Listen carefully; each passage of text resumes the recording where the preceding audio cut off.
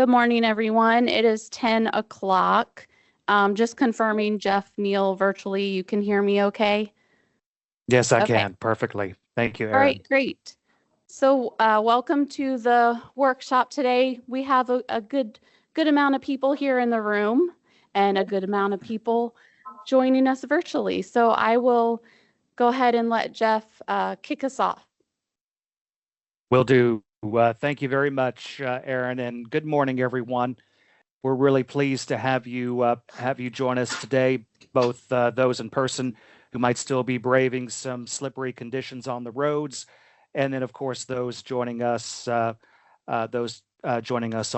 We wanted to make sure that we allowed for both scenarios, certainly this time of year, and still we're very happy to have a lot of folks attending here with us today. I'll go ahead and get us moving through this so we have plenty of time for interaction with our other speakers today. If you'll go to the next slide, I just wanted to provide everyone a brief overview of the TSI study for those who are wanting to know a little bit, trying to gain a little extra perspective on what we're doing here and how this fits in with the work that we're doing on the TSI studies. So first, just a brief overview. If you'll advance to the next slide, please. Sorry, Jeff, sorry, we seem to be having some slide advancing difficulties. No problem. It's always something, right? It is always something, of course.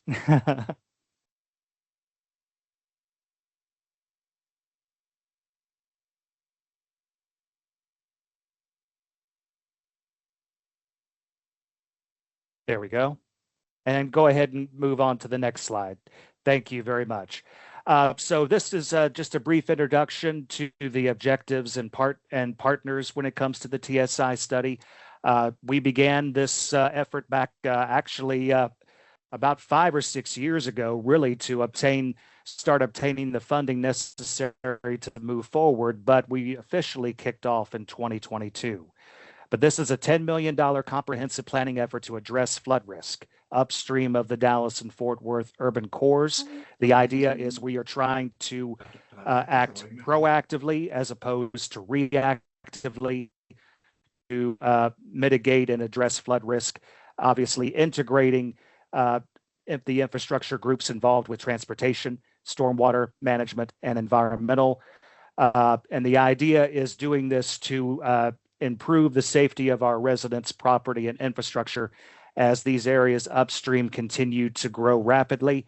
We're able to bring in state-of-the-art flood hazard models to simulate how we think flooding will behave in the future as this area grows, and looking at innovative infrastructure and nature-based solutions to help address these issues that come up. And of course, because there are multiple jurisdictions in this area, upwards of 85 different entities, including cities and counties.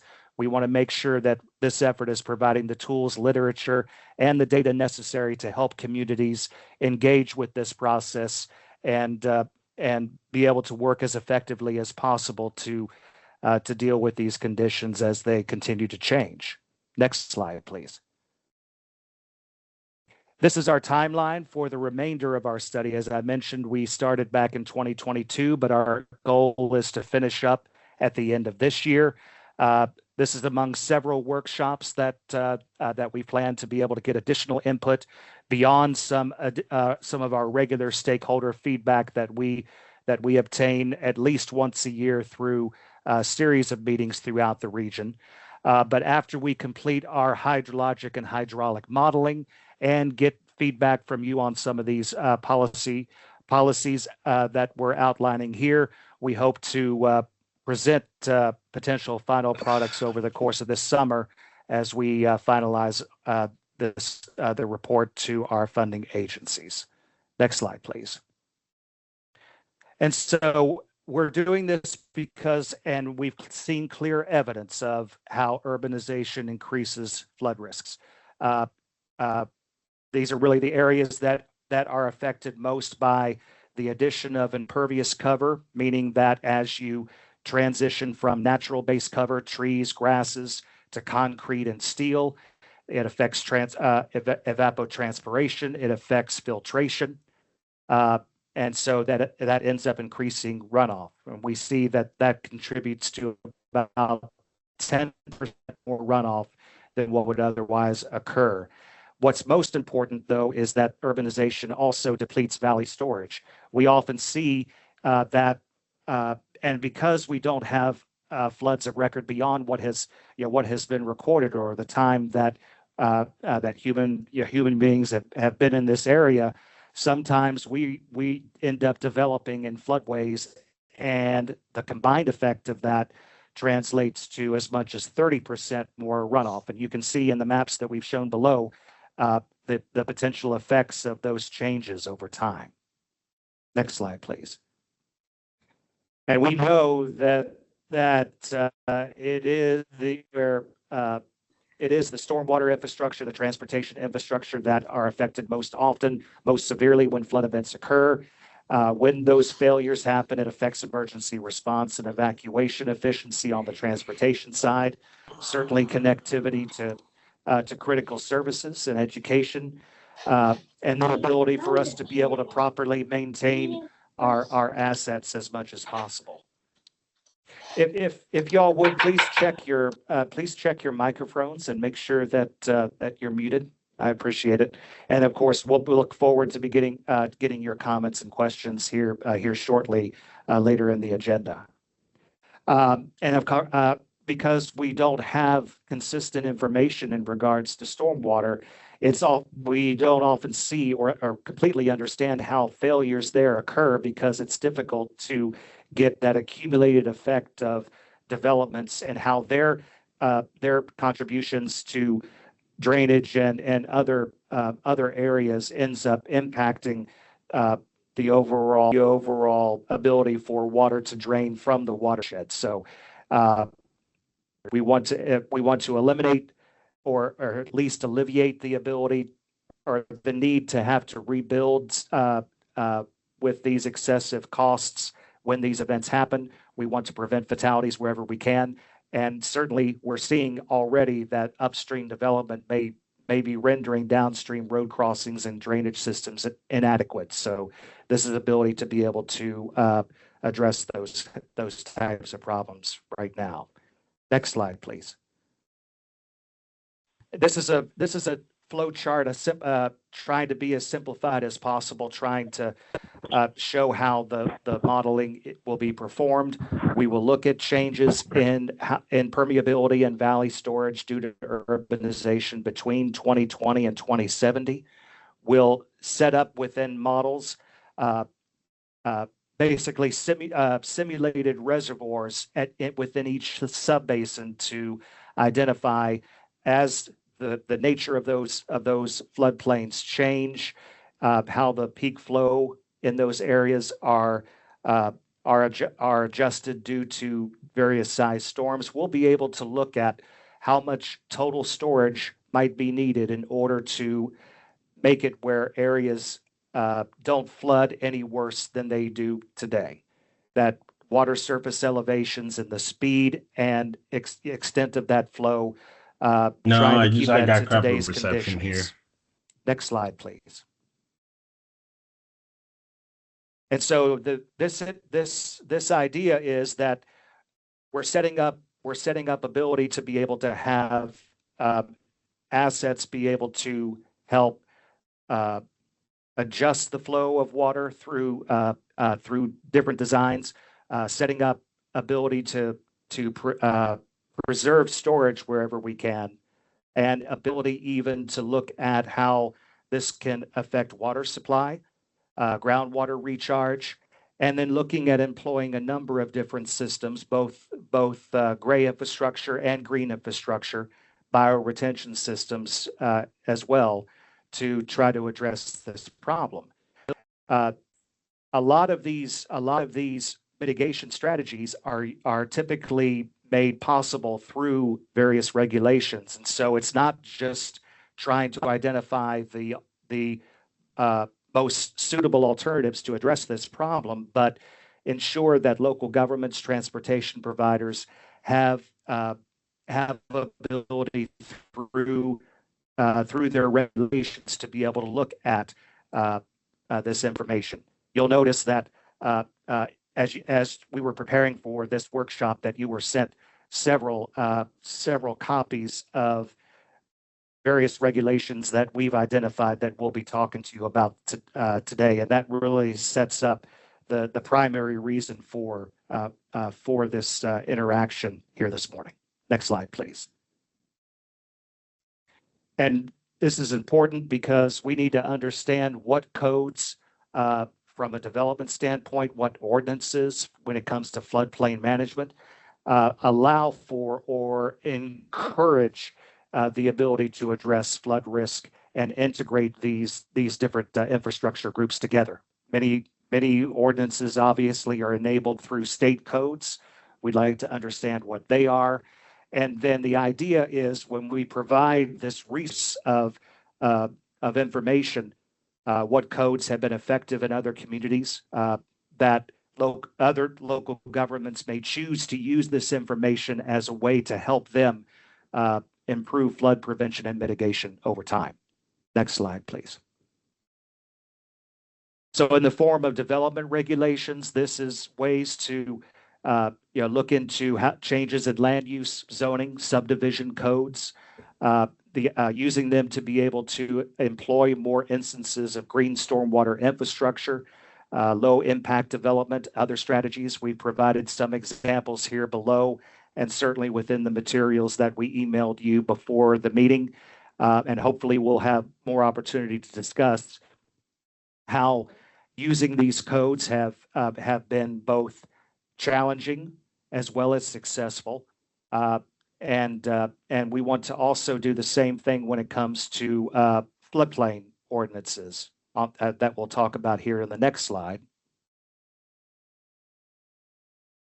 How then, if we're able to bring in higher standards that allow for preventing flood hazards, reducing economic losses, more protection against developments and other activities that are happening in and around those floodplains. And here are some other examples that are among those that we identified for you in the documents that we had sent over previously.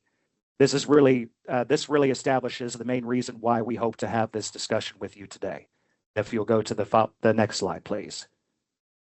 I think from here, I will be turning it over to my colleagues there in person to go over what we've done so far, how we did it, and set up then the conversation that we hope to have with all of you today.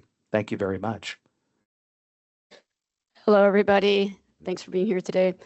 So as Jeff mentioned, prior to the meeting, we sent out some draft materials to meeting attendees. We also have those as printouts on the table over there for people who are in the room today.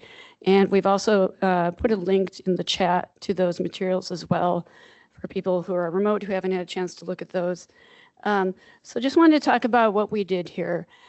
So as Jeff mentioned, we looked at potential best practices strategies that could be incorporated into either development codes or floodplain standards. So for development codes, we're really focused on looking at how we can better plan for flood risk while development is occurring, while urbanization is happening, and this is outside of the floodplain, as opposed to floodplain ordinances where we're looking inside the floodplain what we can do to prevent flood risk and mitigate flood issues. So what we did was we essentially, for development codes, we really wanted to cast a wide net because there are so many possibilities for what can be done as far as flood risk for development codes in so many different areas.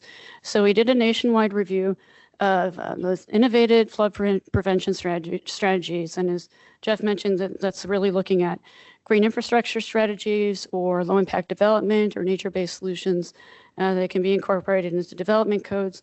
And I gathered examples of municipal ordinances that have incorporated these things.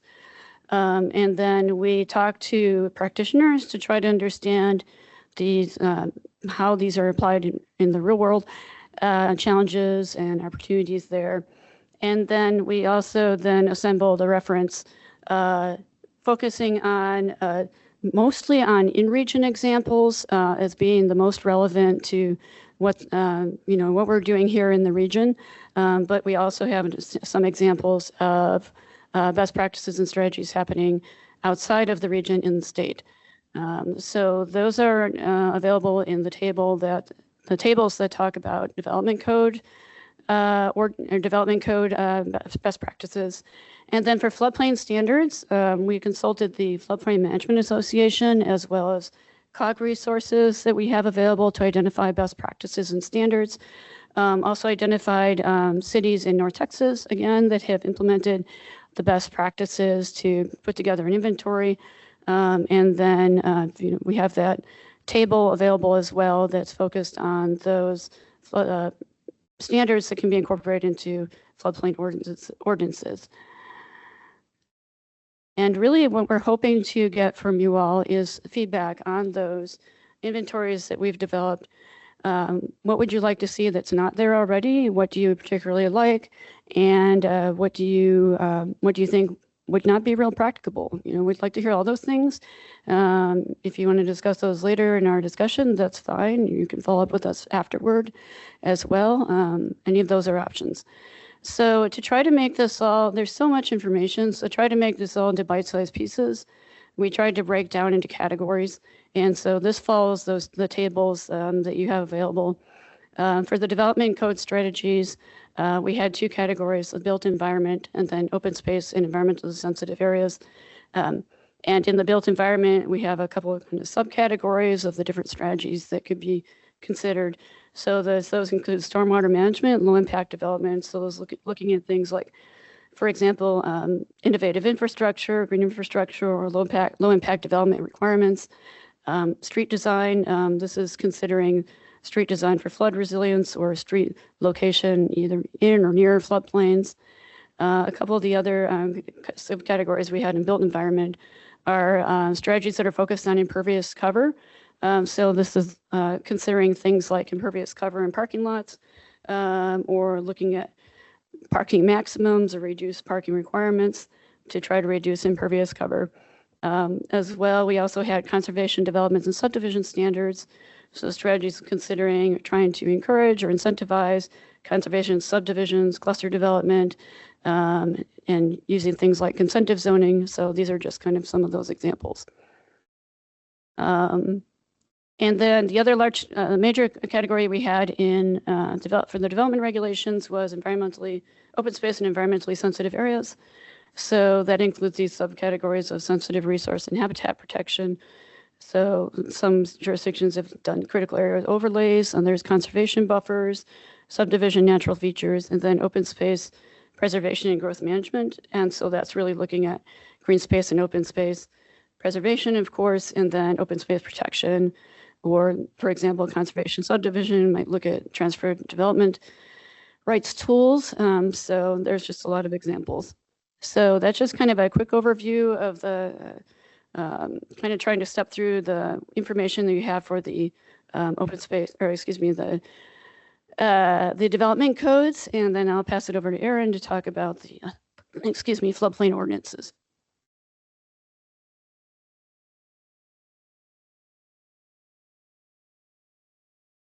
So the next several slides covered are related to strategies that could be used in the floodplains. There might be overlap with some of the strategies that Sean mentioned.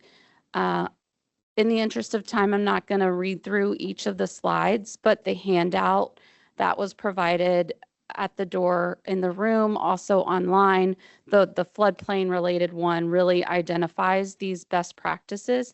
And I will say that, this was a research intense sort of activity going through ordinances in the region to see who has adopted what and to what extent. And Freeboard is the most widely adopted regulation that I found. So in the table, there's a variety of those freeboard amounts that I've come across in the region, and we also actually have a more exhaustive list of freeboard amounts and which communities have adopted those in directly on the TSI website in as part of the story map. Ingress, egress as one, so ensuring that safety vehicles and such, or people can get in and out of buildings. So even with freeboard, there still might be a risk on the property with roadways. Valley storage is something that Jeff mentioned previously, and it's a recommendation that came directly out of the TSI study. And so Fort Worth has recently adopted an ordinance related to this. So I look forward to hearing from them to discuss that more and their experience related to that. Protecting critical facilities like hospitals and police fire stations. There are some regulations that I've come across that, for example, that require them to be built outside of the special flood hazard area, but even sometimes outside of the 500-year floodplain area. And if not feasible, then higher freeboard amounts, maybe even higher than what's typically required for other buildings. Setbacks doesn't seem to be commonly used across the region. Setbacks or riparian corridors.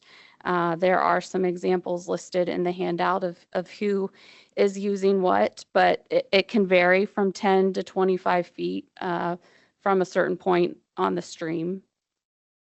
Matching pre-development site runoffs. This is an integrated stormwater management program recommendation.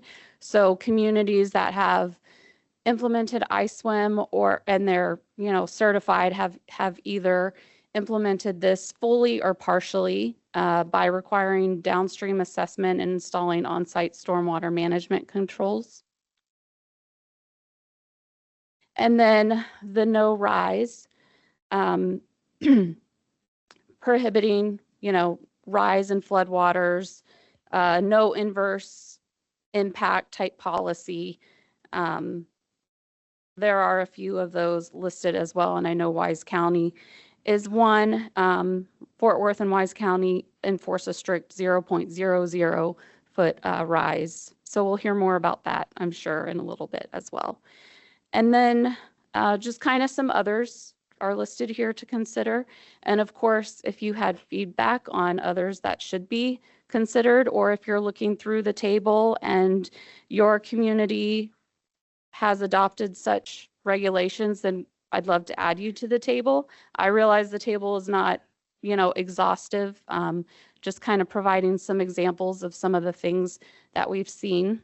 And I guess before I turn it over to Susan Alvarez, Director of Environment and Development at COG, I just want to mention that through the TSI project, we've been to several communities to talk about their flooding concerns and challenges and opportunities and such. And we've heard over and over that they're more likely to adopt a strategy, a floodplain strategy, if their neighbors are doing it. So that's also kind of the point of this. We want to showcase what other people are doing.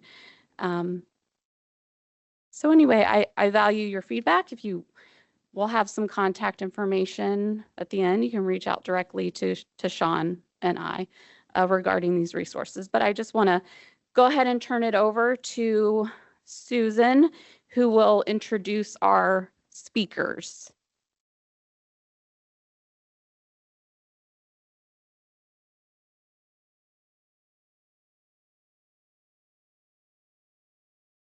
Good morning. Thank you so much for the people that braved the ice in the parking lot to be here.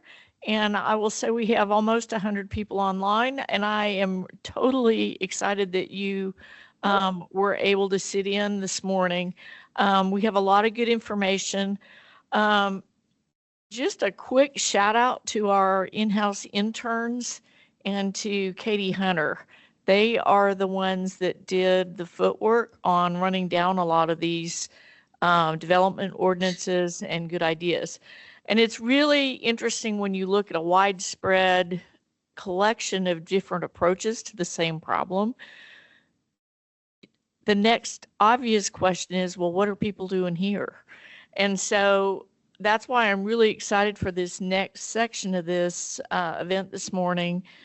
We have 3 groups of leaders from different contexts that can provide a little bit of insights on what they've done to meet their particular community's needs. And I think they will have more ideas on, in essence, implementing change in how we look at stormwater and how we look at flooding and drainage. And so without much more from me, I am really excited, and I think they're going to actually do their presenting from where they are, unless they really have a burning desire to come and stand up. But so first of all, we have Jennifer Dyke and Brandy Kelp from the city of Fort Worth. And they have been doing great things with respect to riparian and with respect to buffers and maintaining storage. They provide a big city context, which is really helpful. They will be followed by Bennett Howell with the city of Benbrook that has some very critical insights related to smaller communities and communities that are growing. And then last, but certainly not least, he has presented here before, and he has amazing context for some of our more rural communities that are growing rapidly and the things that they're doing to help address that growth. And with that, I'm going to turn it over to them, and I'm going to cheerfully shut up. Okay, good morning, everyone. Do you have our slide? Okay. Good morning, everyone. As you can tell, this is not Allison Docker. This is Brandy Kelp with the city of Fort Worth. Happy to be here this morning. We're going to go over what we're working on with the open space conservation program, as well as in stormwater. You have to point it at that. There we go. So we're going to give a little bit of background about our Good Nature Green Space Initiative, which covers open space, our parks program, and a lot of other types of green space in Fort Worth. And then Jennifer will talk to you about our floodplain regulations, which include our new valley storage regulations and our non-FEMA city flood risk areas. And so just as some background on our open space program, this started in 2019 with a question from our then city manager asking if we wanted to identify the top 20 parcels in Fort Worth for conservation, how would we go about doing that? And so we partnered with the Trust for Public Land and developed a model that helped us prioritize land across the city and our ETJ for conservation. And we developed our mission, which you can see on the screen, conserving high quality natural areas for all the ecosystem services that they provide. We have a chapter in city code now, chapter 36, which defines open space, as well as the regulations, since they're a little bit different than in our parks department. And so that's one of the things that we did differently is our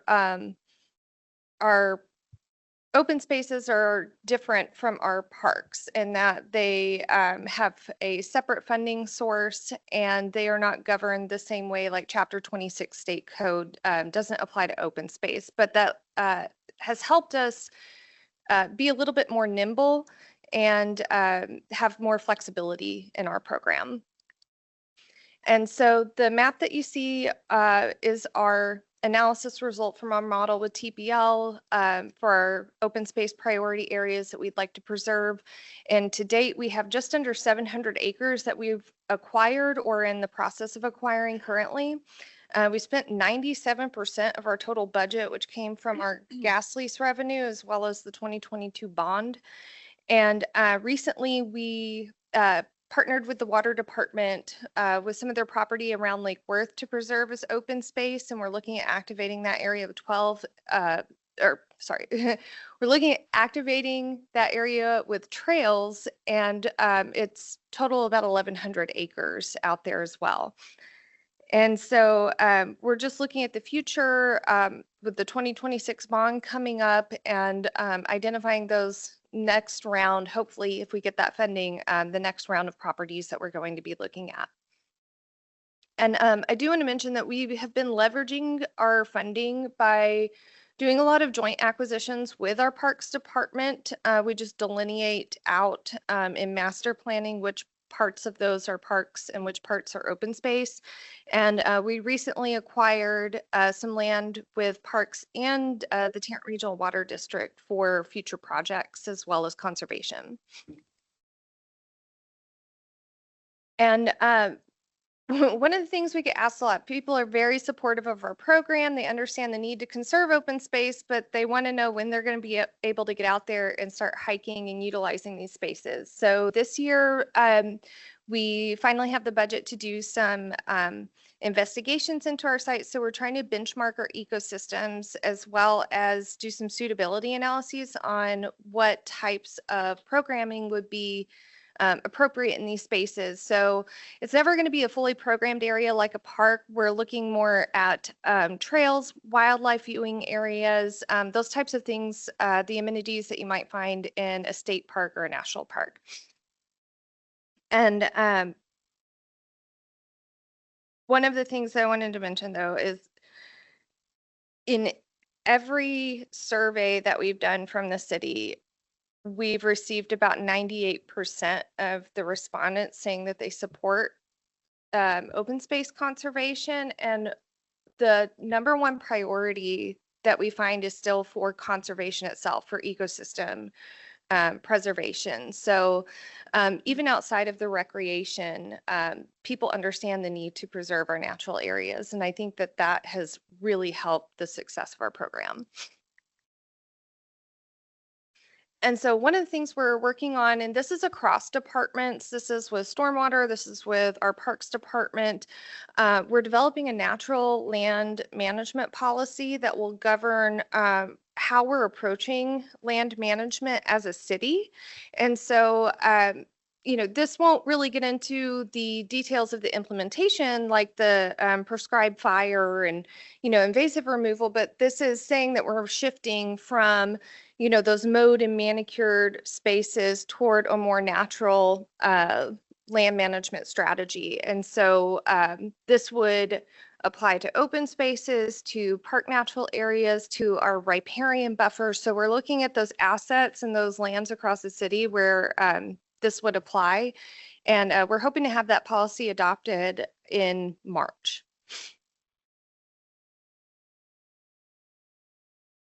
There it goes. And one of the things we've been working on over the past couple of years has been our riparian area initiative. Many of you have heard about this. We've taken a step back over the past few months as our valley storage ordinance has worked its way through our program or through our system, but now our program is ready to pick back up on riparian area. We developed a broad stakeholder group and we'll be re-engaging them and creating a new timeline for this. Basically, we understand that we're under significant development pressure in Fort Worth, and that's only going to continue. At the same time, we're getting increased pressure from storm events, and of course, that will continue to be, you know, a concern in the future.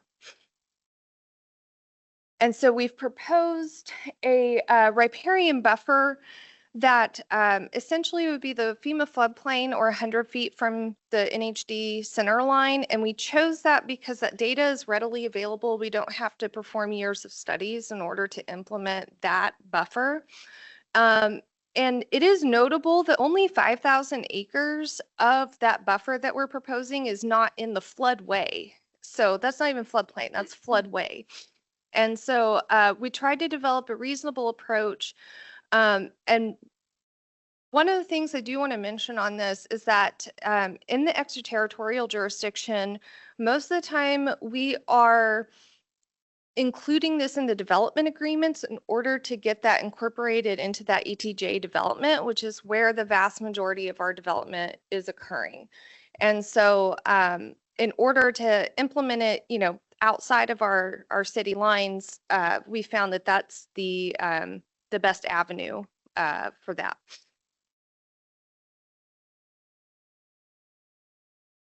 And so as we move forward, we're going to be working on the ordinance that would incorporate that buffer into our existing development process. We've been working with stormwater and development services and other groups across the city that touch on development to see how this fits into the existing program. We don't want this to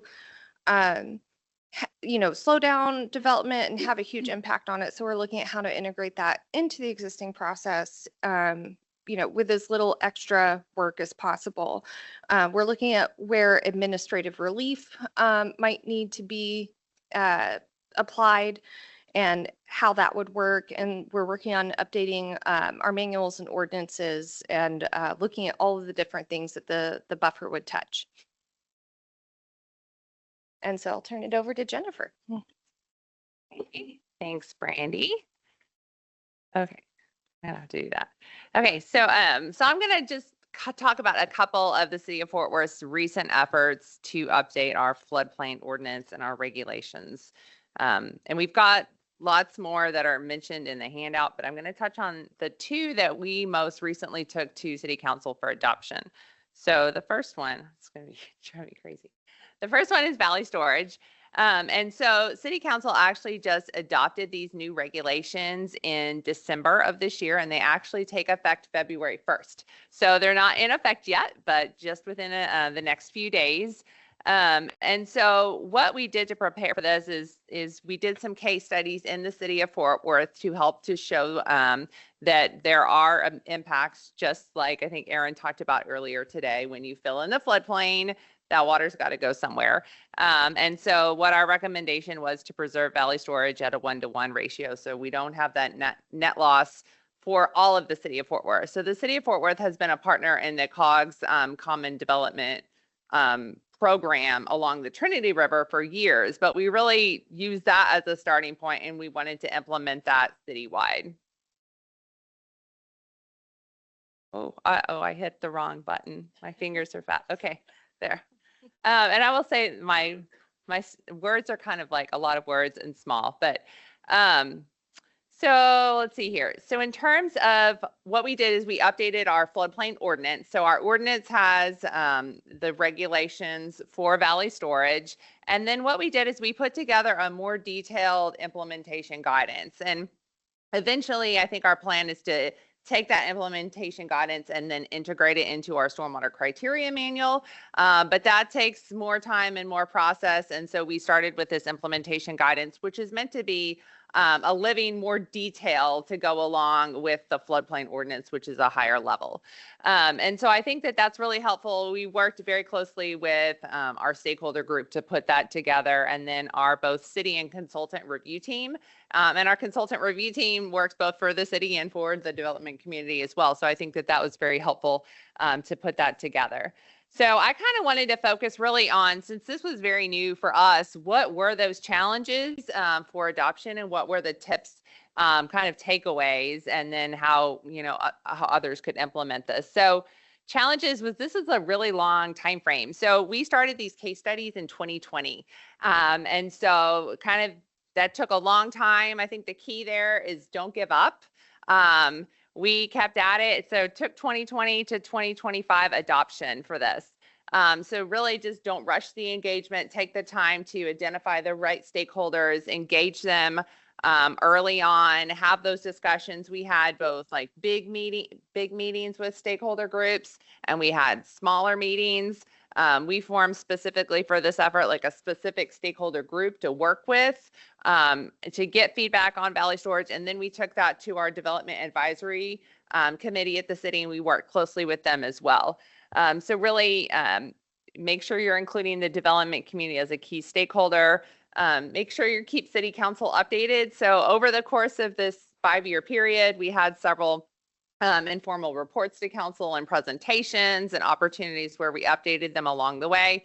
And then before we actually took it to council for adoption, we had specific one-on-one meetings with all of our council members and went over what we were doing and who we coordinated with and the feedback we received. So I think that that was very helpful for helping us get to council and for them understanding what something was that was a pretty technical topic.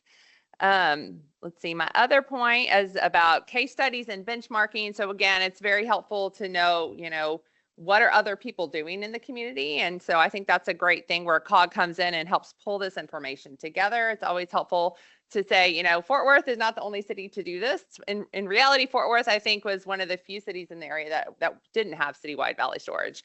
So we learned that a lot of other cities were doing that. And I think that was helpful for us to kind of show we need to do this too. There's a reason why many other cities are doing that. And it always helps to say this is a recommendation from the Council of Governments as well of you should be doing this. So it's not just something crazy Fort Worth wants to do. So some of the feedback that we received from our stakeholders was, of course, concern about implications on development review process and not slowing down the review. So of course, there's a significant cost associated with development review timeframes.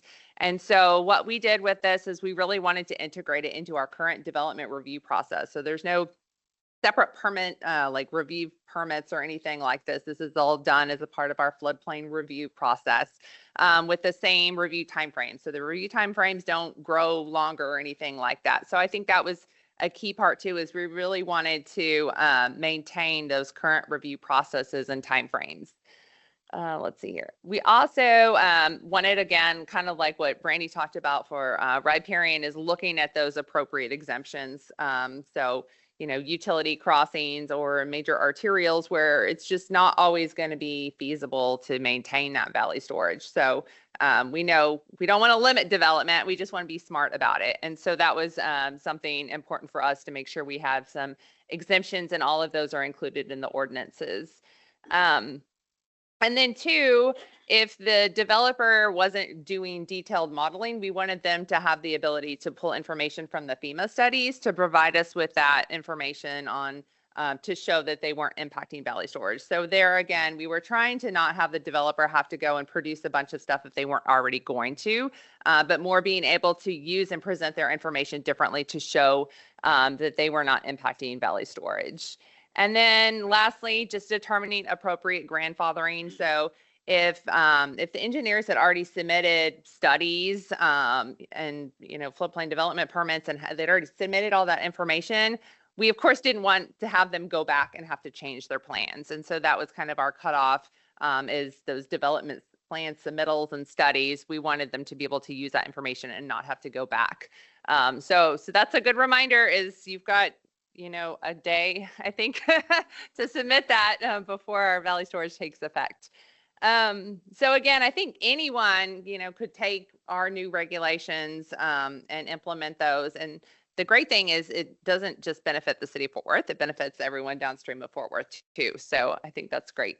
Let's see. Other topics. So the second one is our non-FEMA city flood risk areas. So this is a little different. Because in the city of Fort Worth, we've done a great job regulating in the FEMA floodplains. And so a lot of our flooding now happens outside of FEMA floodplains. And what we have called non-FEMA city flood risk areas. You hear about urban flooding, localized flooding, lots of different names. And so the driver here is we just kept having more and more people that would flood outside of FEMA floodplains due to issues with local drainage, capacity of older storm drain sizes, areas just where there's lacking infrastructure, drainage infrastructure. And so they would call, they would be surprised that they would be flooding or almost flooding. And we were like, yeah, we had that data.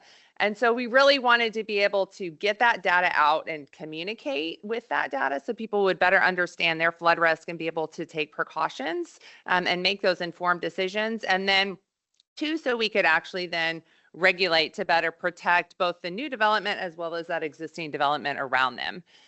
So what our recommendation was, as we came out at the end, is we are requiring a certificate of compliance, and this is focused on small lot development. So we have very detailed standards for anything 1 acre or more, where they've got to submit drainage studies, very detailed investigations. But this is for sites less than 1 acre that don't undergo a typical development review, stormwater review, and that aren't in the FEMA floodplain. So for those less than 1 acre sites, we have it's kind of a 2-page, I think, certificate of compliance form, where essentially the engineer is having to sign off that that new development that they're building is either built 2 feet above the 100-year non-FEMA flood risk water surface elevation, or is flood proofed, or it could be a combination. And we also allowed some flexibility because these are small lots, and it's a little bit harder to develop them. We allowed the floodproofing of residential structures. So of course, in FEMA floodplains, you typically don't get to floodproof residential structures. So here we wanted to allow that as a way to help continue to develop these small lots. And then the second one was just making sure that we communicate this information. So we actually put together a flood risk viewer. So there's a QR code over here. So this has all of our FEMA floodplains. It has our new city flood risk areas that you see here in orange. And really, we've only had a chance to study in detail around 3.5 square miles that we have mapped as that. And that's our regulatory area. And we really didn't want to regulate until we had studied those drainage specific basins in detail. So those are the areas that we're regulating. We also have a citywide potential high water areas. And that is really equivalent to kind of a rain on mesh with our storm drains burnt into to represent kind of the capacity of those lines. Because we didn't want someone to look at this map and think, oh, wow, look, I'm not at risk, but it's really, we just haven't studied their area in detail. So we wanted to continue to communicate that risk, but we called it something different to help show that it's not regulatory, it's advisory. But what our plan is to do is to, over time, continue to define those in more detail so we can better share what that flood risk is and regulate more effectively. So kind of going into a little more detail. So we council adopted this last summer. So it's been almost a year. I guess this summer will be a year for them to be in effect. And this was done in the floodplain ordinance. So there's a specific chapter in the floodplain ordinance for these non-FEMA flood risks. 2 years. Oh yeah, it's 26. Thank you, Morgan. Time goes so fast.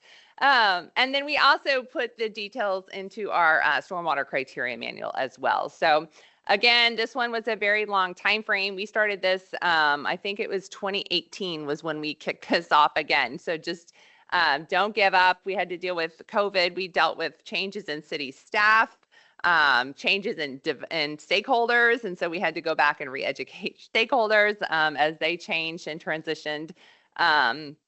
And so kind of challenges to adoption. The big thing is when we formed our small stakeholder group to talk about this, we really the biggest concerns were the impact that this mapping could have on property values, real estate transactions, and development review and permitting. And so those were kind of the focus of the discussions with the small stakeholder group, and then again with the development advisory committee. And then I guess another challenge to adoption that we learned from is when we started this effort, the city was working on a lot of different updates to different development manuals, not just the stormwater manual and floodplain ordinance, but they were looking at like parks updates and street updates. And so the initial thought was, let's take everything to city council all together from all these different departments. And so that slowed us down at first because, as everyone can expect, if you're making all these changes, that is way too much information to ever take to an elected official and be able to like recap it in a time frame that someone can think about. And so what we did is we said, you know what, we've been working on this for years. We're going to take it by itself, and we were very effective that way to take it forward to council so we could really explain what we were doing and what those potential implications and outcomes were. So again, some of the very same tips for success, I will say a little bit different. This one, just really try to be very clear as you articulate those benefits and the impacts of the regulations, both on developers and on residents. So try to quantify those. So we kind of looked at the number of permits for these small lots and the amount of small lots and so forth to kind of help show that yes, while this was improving the regulation and adding regulation on these properties that initially weren't being looked at before, it was a small percentage of all the permits. But it was really going to have an impact because we were having more and more reports of people clearly coming to us, building in these areas, brand new homes that were then flooding soon after because we could not require them to build up high enough. We could tell them about it, but we couldn't require them to build up enough or to flood proof. So this is really meant to safeguard those new homes. And then let's see, I think just again, since Morgan said we've been doing this for 2 years, this is very new for us. And so we've done some lessons learned along the way. We worked on an informal report after a year to council to identify some things that we were looking at in terms of improving our regulations. And so we're continuing to learn as we're implementing this. And then 2, using technical conferences for vetting feedback and ideas. So we took this to the Texas Floodplain Managers Conference, ASFPM, so many conferences where we talked about this, and we were able to have great discussions with other communities and engineers to get feedback along the way. I think that was really helpful. So again, any other cities could use these types of standards, and this is again very new, but I think it's something really much needed. So I put here just the links to the floodplain ordinance, so where you can find this for more information. And again, the Valley Storage isn't live if you look actually in the legislative system because it becomes active February 1st, but the link to the ordinance document is here and we've got our contact information. Thank you. Gets us next. Thank you. Do you guys have access to the Teams chat? There were some questions in there. I don't know if Are you logged in? while Bennett is doing his presentation, perhaps you could try to answer them if possible. Sure. Okay. All right. I'll pass it over to Bennett. Bennett Howell with City of Benbrook. You can just tell me to advance the slide when you're ready for the next one. Okay. Welcome, everybody. I've been doing this for a long time, but if y'all have any questions, you'll have my contact information. I'm willing to help anybody that's got any questions. Next one, please. You can see Benbrook. We've got all types of floodplain. The blue on the map is our floodway. Red is the floodplain, and the green is the 500-year floodplain.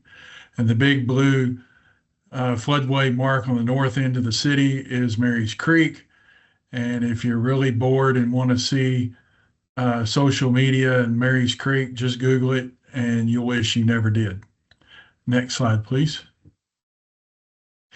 Just some floodplain facts about Benbrook. We got our initial firm date on July 1979. Our floodplain area is about 1,300 acres, which is about 19% of our land. We have 935 properties in the floodplain, residential properties, and 304 commercial properties. And we have about 302 insurance policies, which is about 24%. The NFIP from 1980 to 2023 have paid out $715,400 in claims. Total number of claims is 55, which is about 1.3 claims per year. And the average payout is about $13,000 per claim. And we've been able to reduce our repetitive loss properties from 5 to 2. Next slide, please. Where our current ordinance exceeds FEMA, we don't allow development in the floodplain. Developers have to remove it through the Clomer-Lomer process. Our elevations of the finished floor, proposed streets, driveways, and parking lots have to be at least 2 foot above the base flood elevation. We do not have a minimum acreage for flood studies, and all models have to be fully developed conditions in the watershed. We have a 0 rise in the water surface elevation and no adverse impact. We have a 1-to-1 compensatory storage requirements, and our channel velocities can't be increased over existing conditions. We have erosion hazard zones along our channels. It's a 4-to-1 slope from the toe, with the first 60% of that distance with no development, and the remaining 40% is minimal development, such as sidewalks or hiking bike trails, that sort of thing. The other thing is every lot has to have a buildable area that's outside the floodplain. And that really minimizes developers trying to skirt around some of our ordinances. And we do not allow site work to begin until FEMA approves the CLOMR. And then at that point, streets and underground utilities can start. And then once the LOMR is approved by FEMA, then they can go above ground after the final plat is filed with Tarrant County. And that's our final hammer to get developers to cooperate, is that final plat. It isn't filed with Tarrant County until the LOMR is approved. Next slide, please. We also have an interesting product. It's a flood risk product map. It's an interactive map that will give us water surface elevation grids, depth grids, percent chance of flooding grids, percent chance of flooding in a 30-year time period, and the hazardous flood loss estimates. And this is pretty good because it saves me a lot of time having to interpret maps. I can just click on the map and it'll tell me all this information. We've not made that available to the public yet because we're working on licensing agreements and website horsepower and that sort of thing. But it's a neat product. It wasn't real expensive to get made, and I encourage all of y'all to look into them. Next slide, please. If you're looking to make revisions to your floodplain ordinance, talk to as many of your departments as you can, your attorneys, your building permits, code enforcement, economic development, engineering, fire, your floodplain planning, and police. Depending on how your city is set up and who actually does your enforcement, you may need all these departments. But get them all together before you start. And then also get your city council on board before you start, so you're not wasting a lot of time.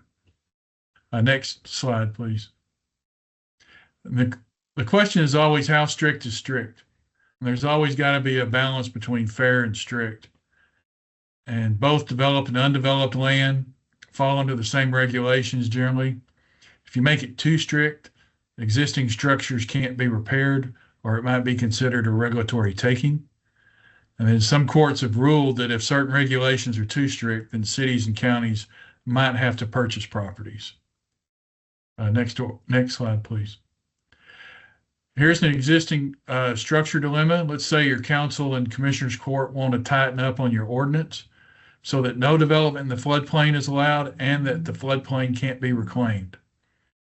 Currently, our ordinance doesn't allow new development in the floodplain, so the developer has to go through the CLOMR-LOMR process. But the question you always have to ask yourself, what about the existing structures, your pre-firm structures that are located in the floodplain? And if you get them too strict, they may not be able to repair their homes, and their homes would fall into disarray and have to be demolished. And the courts might tell the city to purchase the properties. And we ran into that with our previous ordinance. It was too strict. And if you enforce the ordinance by the letter to the letter, people couldn't even repaint their house. So we revised our ordinance to allow pre-firm homes to be maintained, but the owners can't change the footprint of the home without bringing the property into the compliance with the current ordinance. And current, we still use the 50% threshold because Benbrook is mostly built out. And so we have a lot of redevelopment and people are coming in buying homes and not checking with us first. We had a case last year where somebody came in and bought a home. They wanted to level the lot and rebuild a home, and it was because of its location, they couldn't do it. But they did not go through a realtor or a title company. They just paid cash for this house, and they ended up having to sue the seller because the seller did not disclose that they were in a floodplain. So it's a big, big mess. And so I encourage all of y'all to remind your citizens to talk to the floodplain people before they buy or sell property. Next slide, please. Some potential revisions we're looking at, or of course, we're always have to be on guard for the unintended consequences. The other thing we have to make sure is, do we have the staff and budget to manage a program with stricter requirements? Currently, our minimum elevation is 2 foot above the base flood elevation, and we're looking at maybe 3 or 4 feet. We're also looking at don't allow businesses to flood proof. Currently, our businesses do not flood proof. They've all opted to elevate their properties. Currently, we still allow people to bring in fill into the floodplain, and we're looking at not allowing that. We're also looking at the Clomer-Lomer submittals reviewed by third party and pass those costs on the developer. And we're also looking at lowering the substantial damage, substantial improvement threshold of the 50% value. Next slide, please. We're also looking at adopting the American Society of Civil Engineers ASCE 2424. And eventually this will be incorporated into all the I codes. And basically it expands the flood hazard area to include the 500-year floodplain, but it groups structures into 4 classes. Accessory structures, it's modeled on the 100-year interval. Class 2 structures, which most structures fall under, would be the 500-year interval. Class 3 structures, which would be public assembly areas, would be the 750-year interval. And the critical facilities, which would be Class 4, is modeled on the 1,000-year interval. It also has some inspection and maintenance requirements for flood-proofed areas, and it has some stricter construction standards. The next slide, please. If you're interested in the community rating system, we are Class 6. The question, if you want to improve it or get into it, do you want to chase CRS points, or do you just want to develop a floodplain management program and let the CRS score fall into place? The other thing you have to look into is how many property owners benefit from a higher CRS score, and what is the city's return on investment? Right now, our current policy is to improve our floodplain program and not focus on the CRS score. Because what we found is higher CRS scores usually require more staff commitment, possibly assistance from consultants, and a committed budget. And also to keep in mind, higher CRS scores are not just about having a stricter floodplain ordinance. It's an entire program. Next slide, please. Here's a general overview of the CRS cities, communities in the state. There's about 77. And right now, if you have a CRS score of 6, you're in the top 17% of the Texas communities and top 13% of the U.S. communities. And earlier I talked about return on investment. Our 302 policies, the average premium is $984 per year. And each CRS point gives them 5% discount, or $49 per year per property. So if we developed a program that went from a CRS 6 to a CRS 1, that would save them about $15,000 a year. But the question is, how much would that cost the city to develop a program like that? Next slide, please. So the lessons we learned so far is watch for unintended consequences. You have to train your management and elected officials about floodplain, and you want them to agree with your recommendations before you revise your ordinance or even take anything to them in public. And treat your floodplain as a living and breathing organism that will require periodic revisions. And you also have to determine how strict is strict. And for a CRS program, do you want to focus on the points or focus on developing a good floodplain program? And always remember, there's always room for development. Next slide, please. And here is my contact information. I'll be more than happy to answer any questions and send you any information I have. Thank you, Bennett.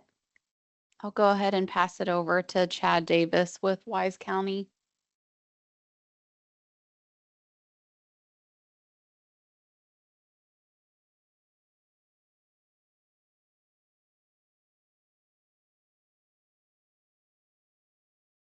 Hello, I'm Chad Davis, Wise County Engineer, Floodplain Administrator, and unofficial legal counsel. I'd like to say ditto to the things that the city of Fort Worth and the city of Benbrook have said, but with counties, we don't have zoning authority. So there's a lot of things that we can't implement that cities can. Some of our floodplain issues that we get into, I always get the phone call right after a half-inch rain. It says, I have a drainage problem. And usually I respond, no, you don't. You're experiencing gravity because they're at the bottom of the hill. Another one they'd like to come back with, and I haven't usually used this one very much because this will usually get you a phone call from your commissioner. It says IQ and elevation tend to be proportional.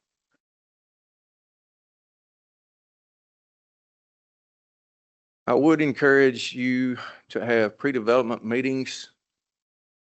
This will save you a lot of headaches in the long run, because whenever we have those meetings, we find out that there's a lot of people who don't really realize what they're getting into. A lot of first-time developers, unfortunately, a lot of long-term real estate agents that don't really realize that floodplain is an issue. One of the things that I would caution you to look at, the iSwim information that you get from the COG is good information, but look at what you're getting in that information. Whenever you look at your intensities, your time of concentrations, in Wise County, I've talked to the Tarrant Regional Water Board and to our NRCS office, and they use about 9.15 to 9.2 inches per hour for an intensity. Some of the developers and engineers that I've been speaking to are giving me 6 to 7 inches per hour. That's a 53% increase in runoff that you're not detaining anymore. Look at that information. Don't just take it as a blanket that everything is straight off of the iSwim charts and everything is all right, because it may not be. Along with some of the information that I've heard, there's a lot of it that says, you know, we need to go green, but I would encourage you to try to encourage not just green development, but native. Whenever you're in this area, Wise County is halfway between Fort Worth and Wichita Falls. You can't take St. Augustine from Houston, bring it to Wise County and expect it to grow without having to pour a lot of water on it. Freeze like this that we had this week will kill most of it. So whenever you're looking at development, look at going native as much as you can. We're trying to preserve our groundwater, even though we're having runoff issues on the surface water. Trying to reduce some of our erosive velocities, which can be a real problem for us out in Wise County.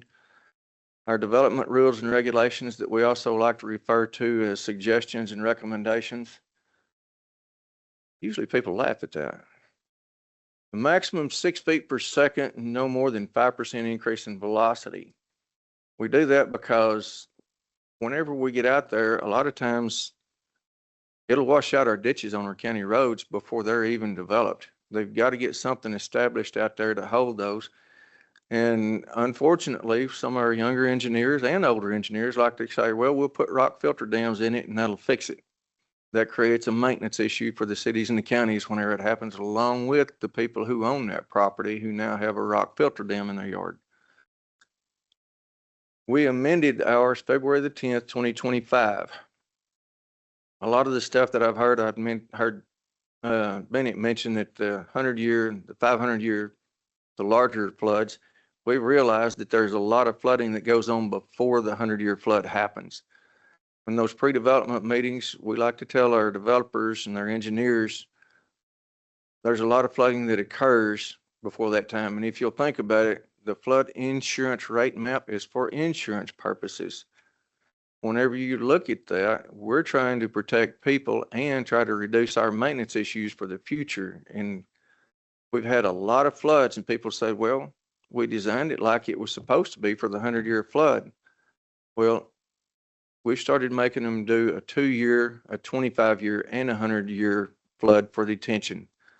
That is just now gone into effect. We're just now getting some of those developments, but we'll tell at those pre-development meetings, the developers and their engineers and contractors, as soon as you start turning dirt, all the neighbors start calling me.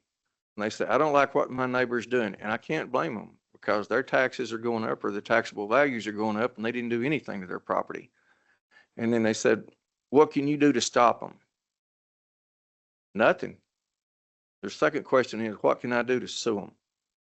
That's almost across the board whenever development starts occurring out in our area.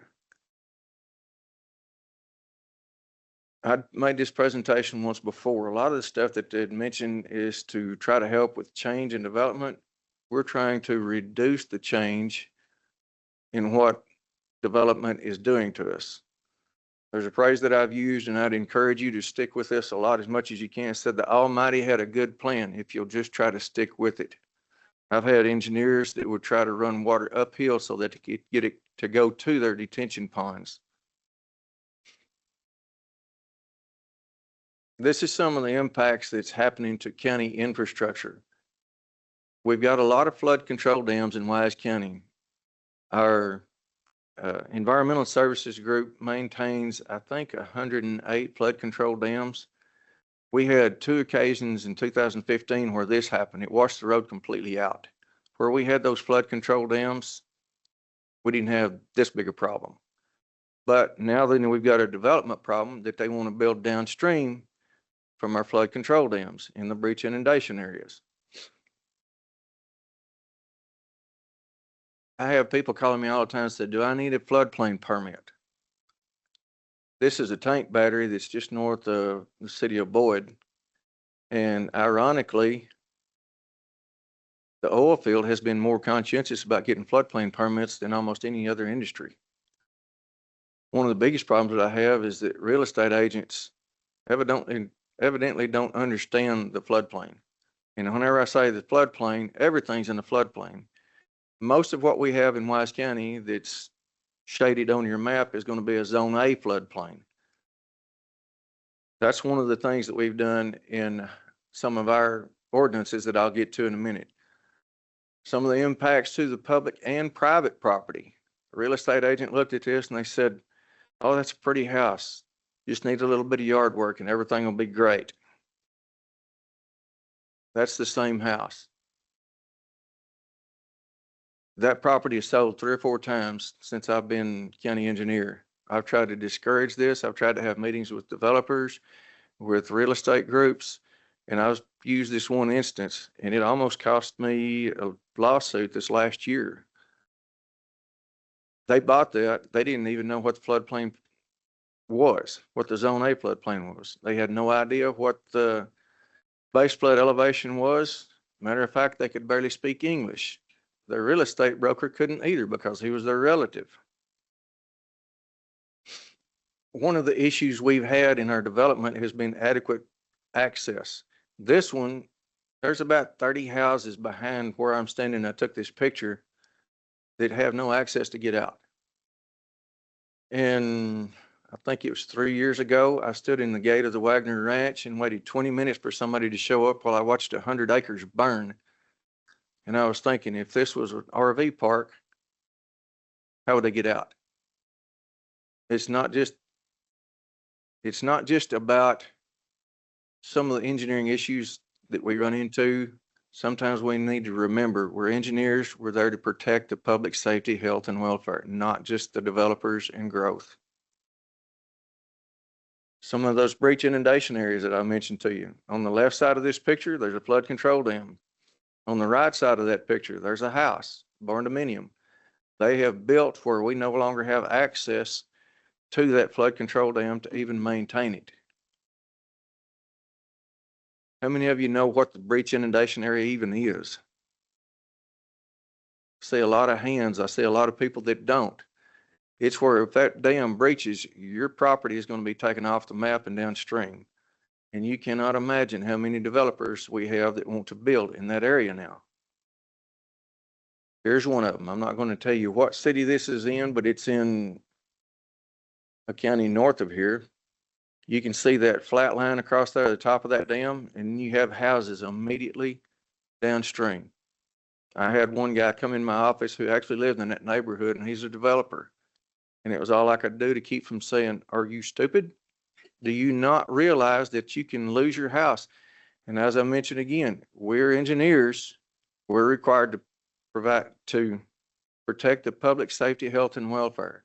And I don't know how an engineer can put people in that position and still sign and seal and date that set of plans.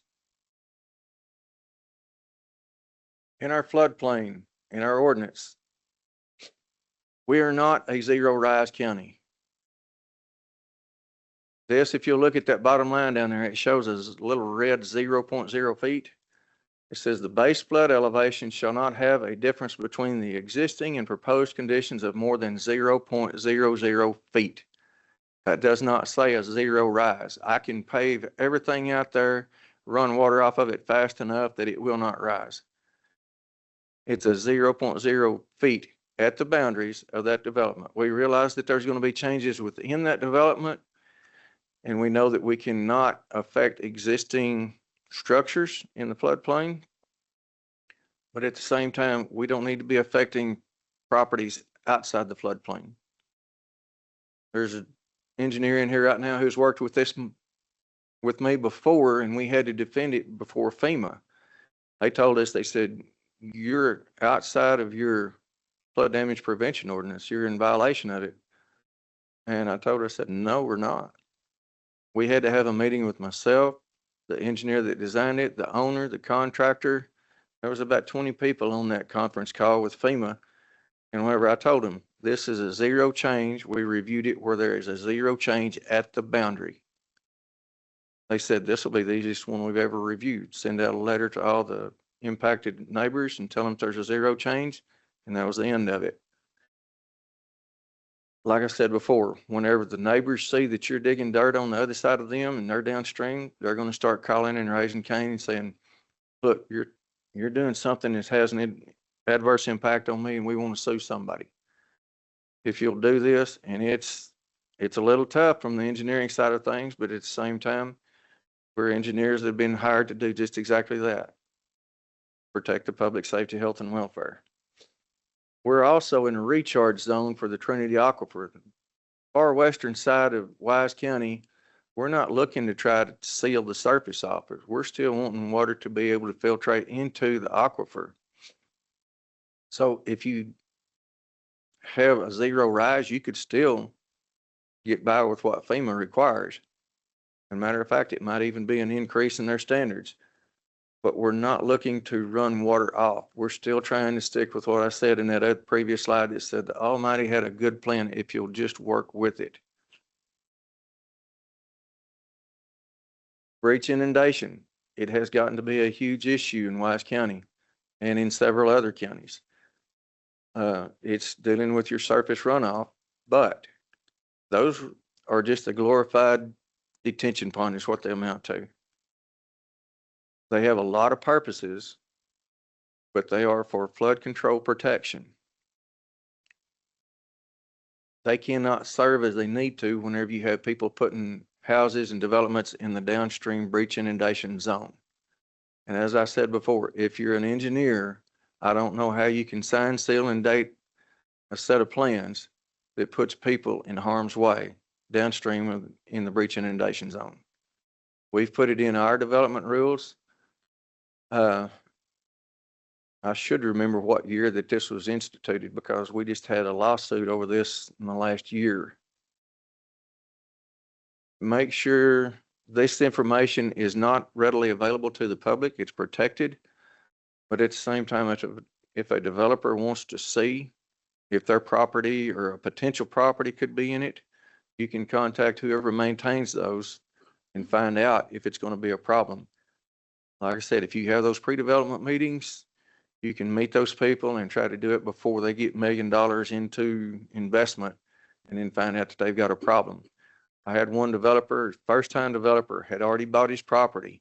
He came in our office and we talked to him and he said, we told him that he was in a breach inundation zone. He's in the floodplain. He couldn't have access according to TxDOT's guidelines. Whenever we got up to about strike 5, he was ready to go to see a counselor. But that's why we try to encourage these pre-development meetings so that you don't have people get into that situation and then start looking for cheap ways to get out.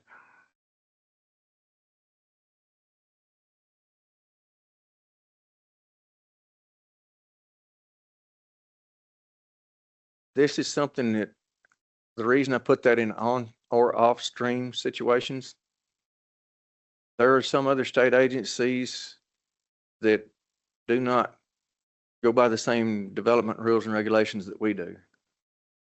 That's an issue because whenever they're designing for the 25-year flood or they're designing for the 100-year flood and we're not, that can be a problem. And I've mentioned that because TxDOT's guidelines on designing bridges is based off of traffic, not the flood. That happened this year. This was downstream. That rain washed out that lake in East Texas, washed the dam out. What if your house was right there? That's why we put such an emphasis on breach inundation. We're trying to reduce risk to the people who are wanting to live there. We're not trying to limit development. We're trying to make sure that we provide development that is safe for the general public. And that's the links to our flood damage prevention ordinance and our Wise County development rules and regulations. I will give you one heads up. Any of those rules or regulations that you institute are only as good as what you can enforce them. So you may be able to have to bluff a lot, or you may have to have a good relationship with your attorney. Thank you.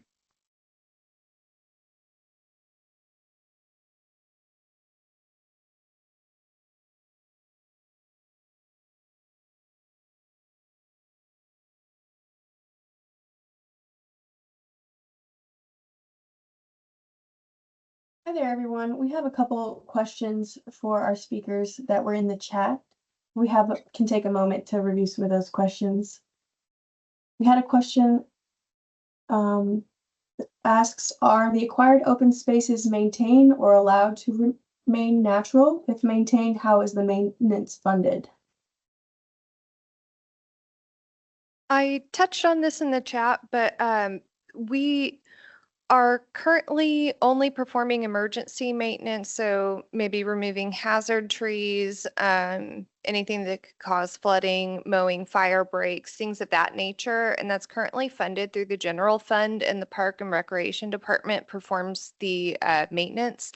We want to perform want to develop land management plans on all of our properties, and these would be maintaining them, but in a natural state. And considering that most of our properties, being so close to an urban environment, are not completely natural, a lot of them have privet, other invasive species. They may be suffering from erosion, from downstream impacts, things of that nature. So what we're looking at is how we can restore habitat and ecosystems through project scale interventions, and then things like prescribed fire, removing invasive species. So maintenance that maintains these areas as close as we can get to a natural area or a natural state. And we're still working on identifying funding for that. More than likely it'll come from the general fund, but we're hoping that a lot of the projects can be funded through grants and private partnerships.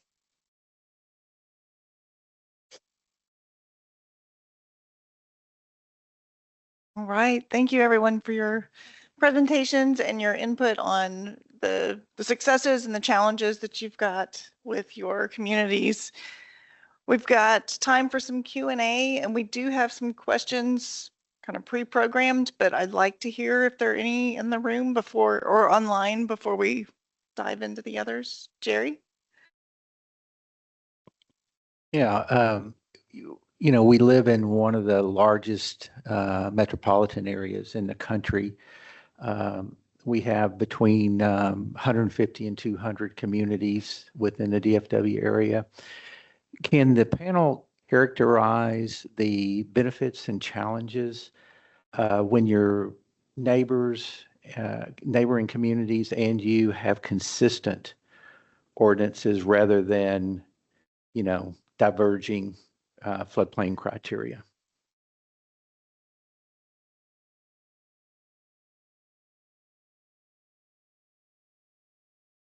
Okay, I've got our technical team over here that review floodplain permits all the time. Do y'all want to answer some of what you've seen? I'm putting them on spot. Okay. Well, so what I'll say is, or at least what I hear about from the team sometimes, is it does help when you have the same similar regulations in terms of, I'm sure, and I'll say I'm not a developer engineer, but I would think that if there's more consistency, it's a lot easier, especially as you're training your new engineers. So I think, if cities are, I think the Council of Governments has a great, set of here's something to go by. But as Chad said, you got to really take it and then apply it to your community. So I think we all know we're not all going to have the very same development regulations because every city is different. The soils are different, the runoff is different. So I think it's taking it and then really making it fit your community as the best for your community. And I touched on that earlier, when we're looking at implementing a riparian buffer, we don't have a lot of the authority in the extraterritorial jurisdiction to enforce, city ordinances and codes. And so negotiating that as part of the development agreements can be a really powerful way to ensure that you're, going to be able to bring that development in through annexation and know that it's not going to have, significant, detrimental impacts to the surrounding communities. So that's one way that we utilize that.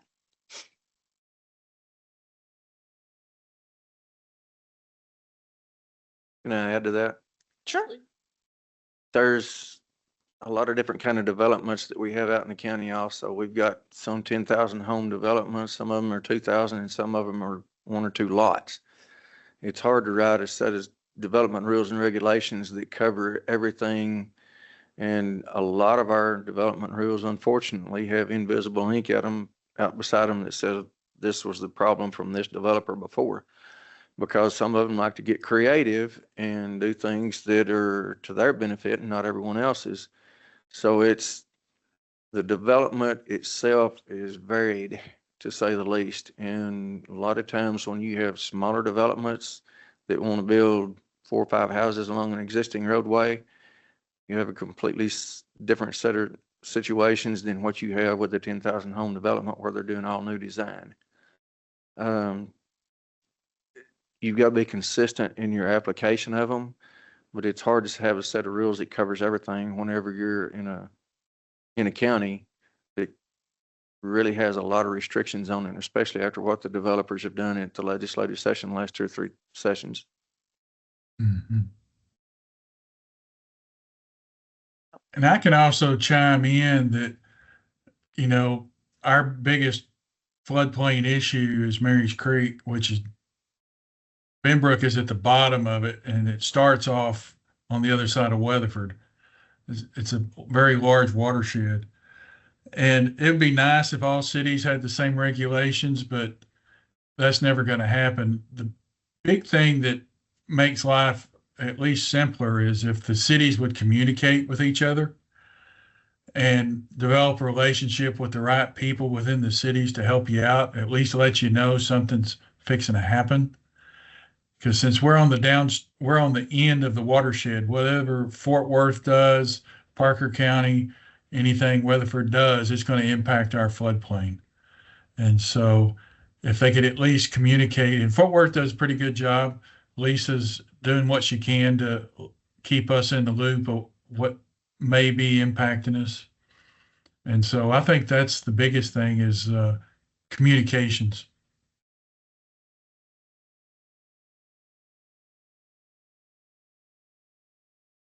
All right. We will, whoops. That's okay. We're losing battery, I think. All right. So, well, I'm using the clicker for no reason. Okay, so we do have a few questions for the group or our panelists. Now, we'll let you take turns answering. So the first, there we go. Okay. Not sure what happened. The first one is, are there existing ordinance, language, standards, or policies in your community that you believe could serve as a strong model or best practice for other communities in the region, particularly looking at green infrastructure, low impact development, or floodplain regulations? Do we have a volunteer that wants to take that first? Chad's the lucky volunteer. I think that a lot of things that we have in the Wise County Flood Damage Prevention Ordinance and Development Rules could be beneficial to most of you. But as a lot of us have said, there's not a one size fits all on all these rules. The 0.0 change that we have has caused a lot of developers and their engineers to actually do an existing study, because most of the floodplain in Wise County is Zone A. We don't know what the base flood elevation is. So if they've got to do one that says there's no change between existing and proposed, then we force them into doing an existing study to find out what that base flood elevation is. And then whenever they come back to do the proposed, that's when we get into a lot of the creative issues on what some of the engineering problems and issues are.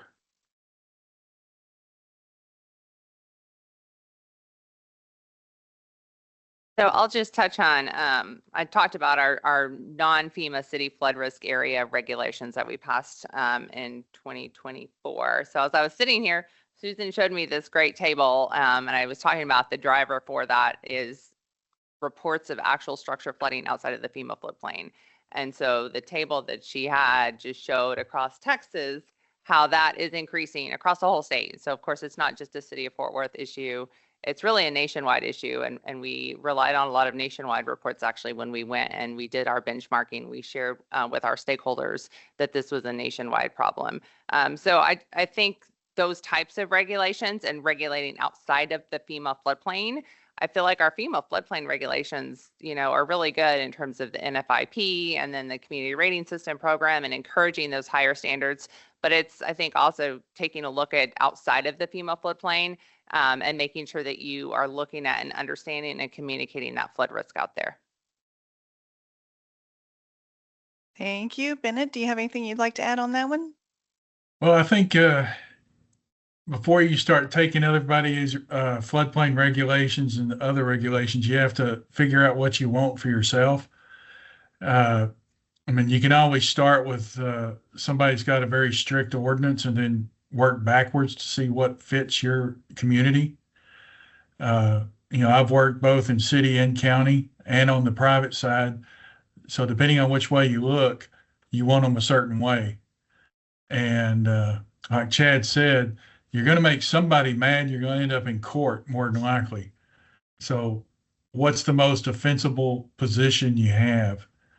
And, when we were starting off to improve our ordinance, I looked for the communities in this area that had the highest CRS score and looked at their ordinances, and all of them were pretty similar, and started from there. And just kind of as different things come up in our city, we have to revise our ordinance just to meet those needs.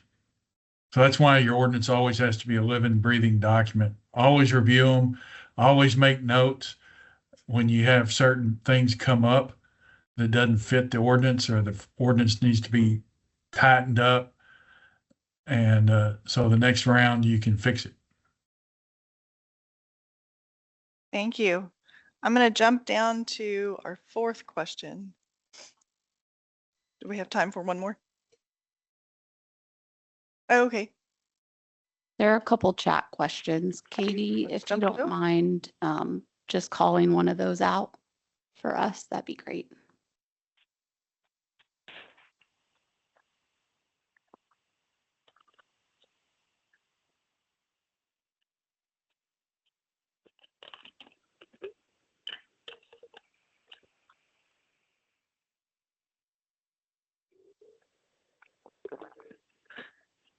Hi there. There's a question in regards to protection against erosive velocities. Does the county consider a form of creek stabilization? Yes, we do.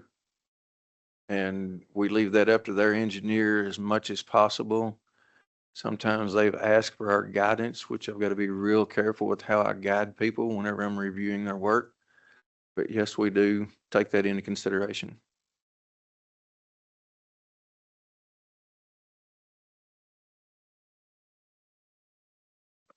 I'm coming kind of jumping around here, but were the non-FEMA areas determined by study by historical flooding, or maybe both? So the non-FEMA areas were determined based off of, the ones we regulate are based off of detailed engineering studies, similar to kind of a level of engineering study that would be done for a FEMA floodplain, but detailed for that kind of specific drainage area.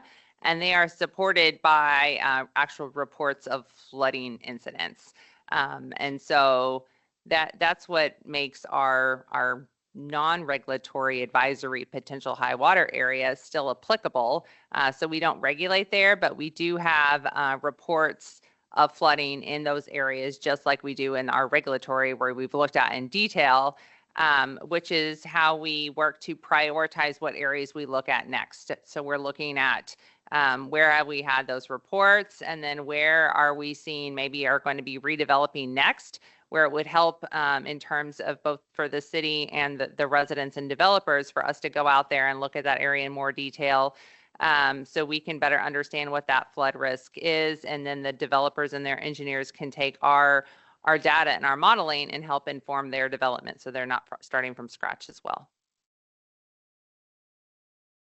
All right, thank you very much. Thank you all for our panelists for joining and presenting and then joining in the Q&A this morning. We haven't quite made to the afternoon. There we go.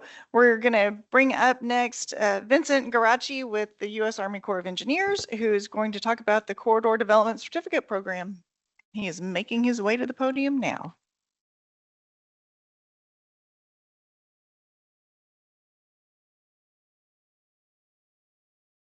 Okay.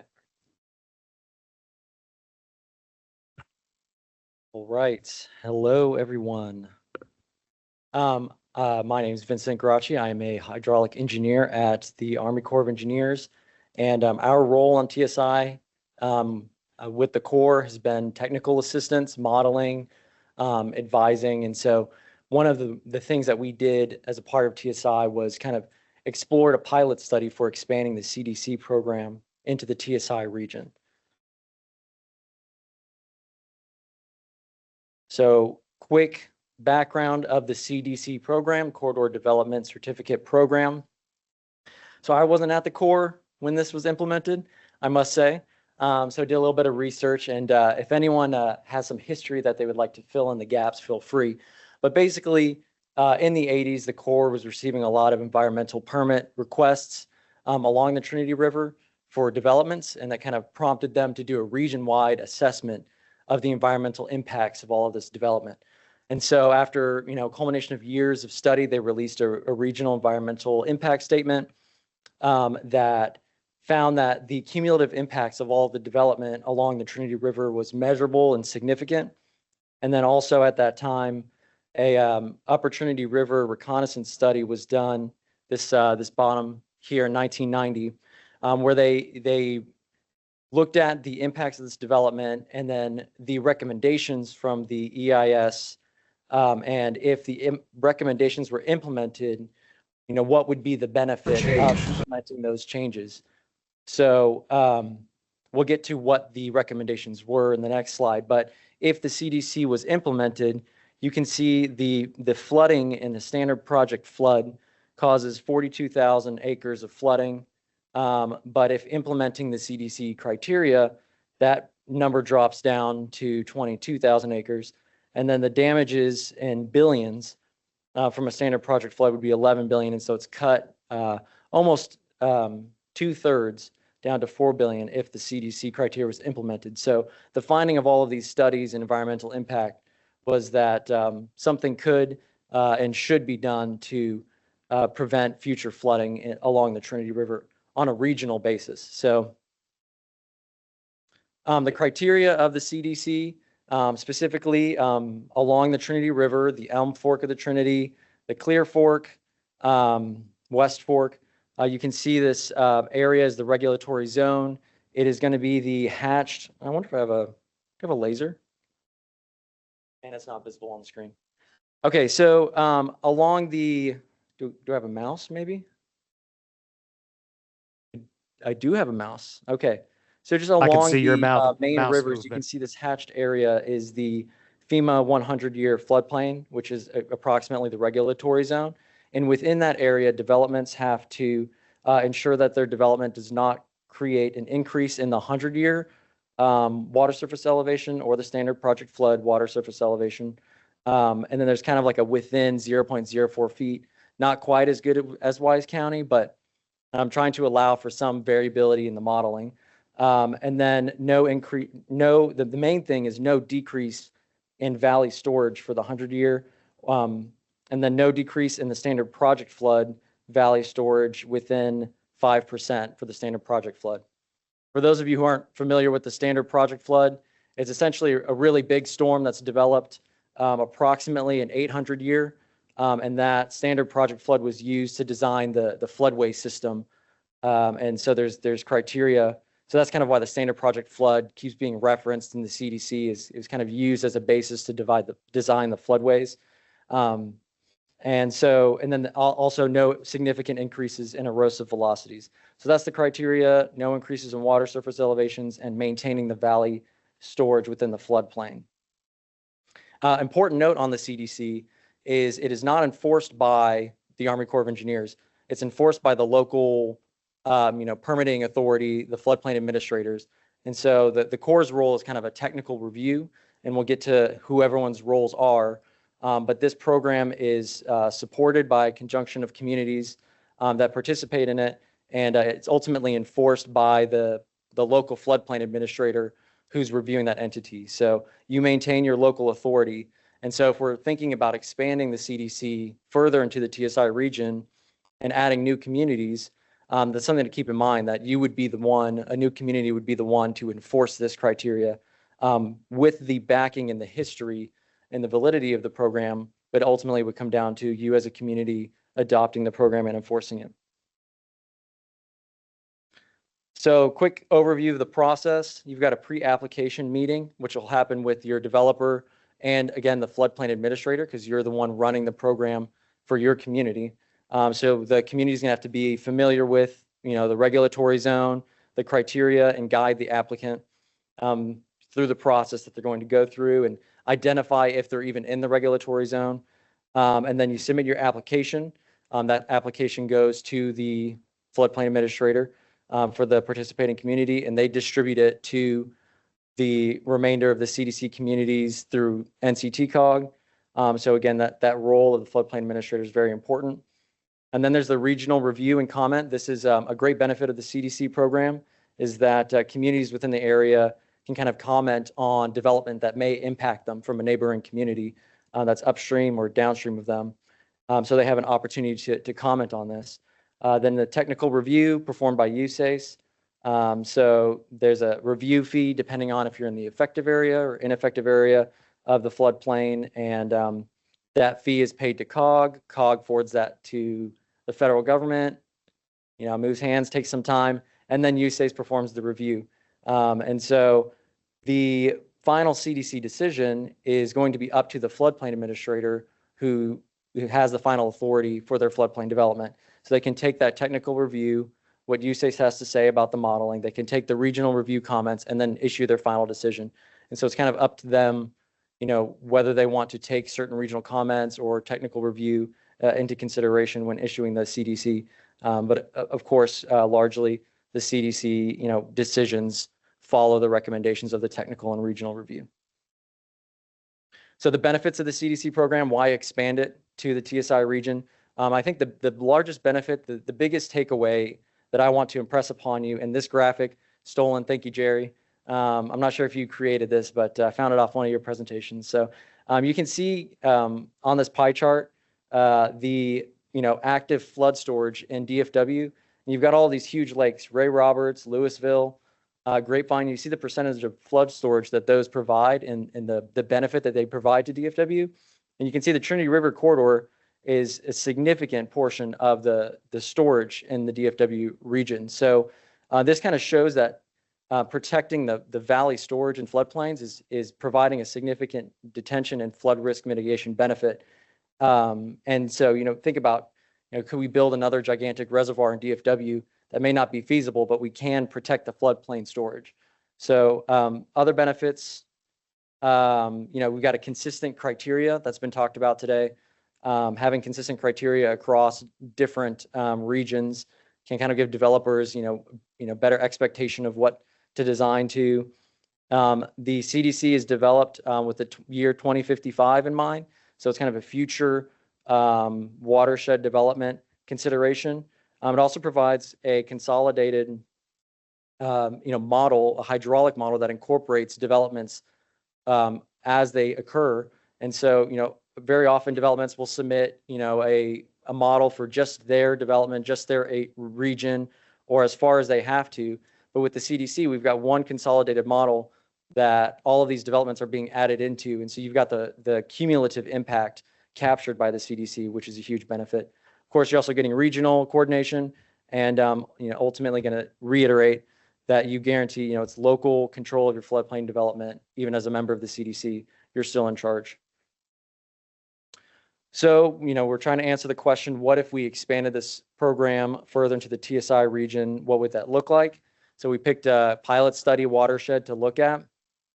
The TSI region's in black, this outline, the northwest area of DFW, and then the pilot study was in Weatherford, the Town Creek watershed in red. You can see here, it is upstream of the Trinity River. It ultimately drains to the Clear Fork, Trinity, and to Benbrook, and then downstream.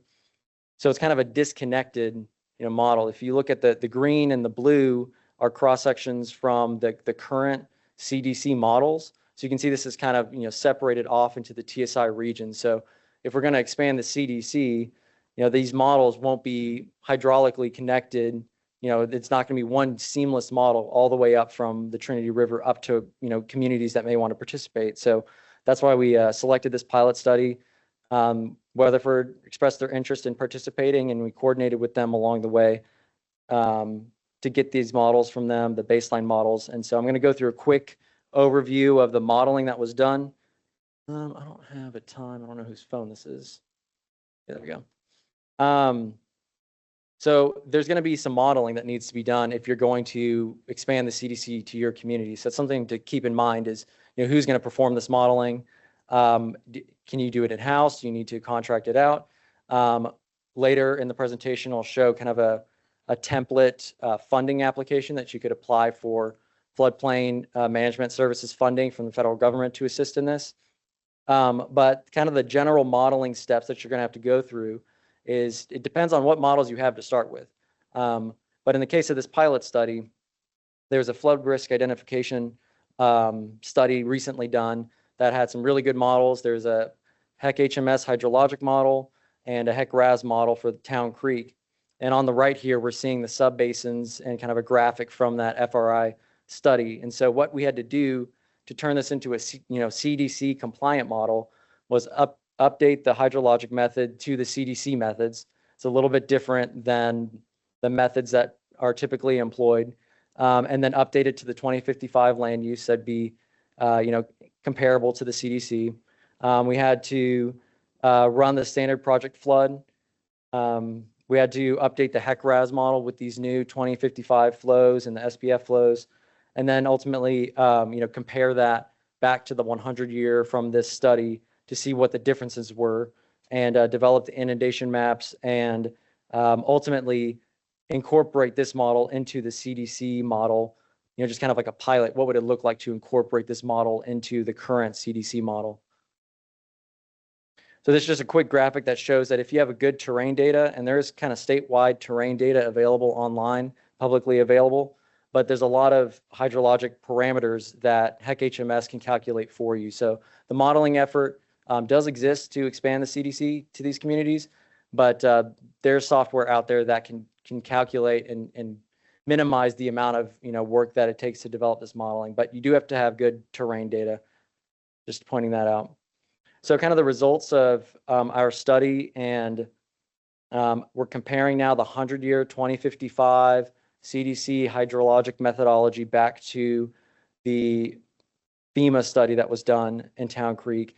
And we're seeing about a 9 to 20% increase in the peak 100-year discharges, which equate to about a 1 to 2 feet increase in the floodplain elevations. So I've just got a little zoom in screenshot on the right there. You can kind of see the CDC floodplain in magenta compared to the existing 100-year from the FEMA study. So not a significant increase in land area, but something to note.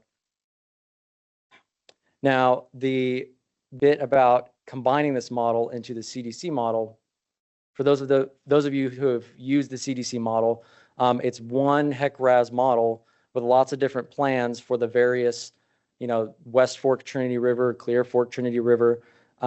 And this one model lives, you can download it from the COG website today, download it, add your development, and resubmit. But if we're going to add a community that's not connected to this, current model extents, you could see the Town Creek cross sections up in yellow on the left. If we were going to connect this model to the Trinity River model, we'd have to do a lot of extra modeling in between.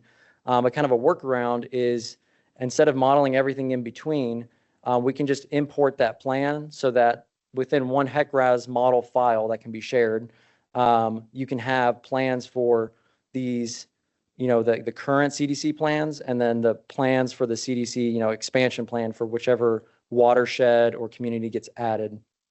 So that's kind of what it would look like in that, tree of HEC-RAS plans.